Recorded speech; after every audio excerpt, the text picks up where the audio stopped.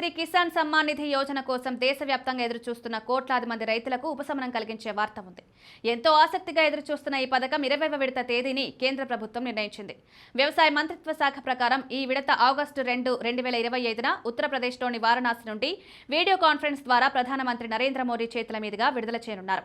ఈ పథకం కింద ఒక్కొక్కరికి 2,000 రూపాయల మొత్తాన్ని లబ్ధిదారుల రైతుల బ్యాంకు ఖాతాలకు నేరుగా బదిలీ చేస్తారు. దేశవ్యాప్తంగా లక్షలాది మంది రైతులు ఈ వర్చువల్ కార్యక్రమంలో చేరతారు. ప్రభుత్వ అంచనాల ప్రకారం ఈసారి కూడా దాదాపు 9.3 కోట్ల మంది రైతులు ప్రయోజనం పొందుతారు. వాయిదా విడుదల చేసిన వెంటనే లబ్ధిదారులు SMS హెచ్చరిక ద్వారా సమాచారాన్ని పొందుతారు. ప్రధానమంత్రి కిసాన్ సమ్మాన్ నిధి యోజన 2019లో ప్రారంభించింది. దీని కింద అర్హత కలిగిన రైతులకు ప్రతి సంవత్సరం 3 విడతలుగా 6,000 రూపాయలు అందజేస్తారు. ఇప్పటి వరకు ప్రభుత్వం రైతులకు 19 విడతలుగా ఇచ్చింది. 20వ విడత ఆగస్టు 2న విడుదల కానుంది. లబ్ధిదారులు ఈ మొత్తాన్ని ప్రతి 4 నెలలకు ఒకసారి అందుకుంటారు. ఈ పథకం ప్రయోజనం సకాలంలో ఈకేవైసీ, భూమి రికార్డు ధృవీకరణ పూర్తి చేసిన రైతులకు మాత్రమే అందుబాటులో ఉంటుంది. ఆధార్ కార్డు బ్యాంకు ఖాతాకు లింకు చేయని లేదా రికార్డులు అసంపూర్ణంగా ఉన్న వారికి ఈసారి కూడా వాయిదా చెల్లించారు. అర్హత కలిగిన రైతులు వీలైనంత త్వరగా వారి వివరాలను అప్డేట్ చేసుకోవాలని ప్రభుత్వం విజ్ఞప్తి చేసింది.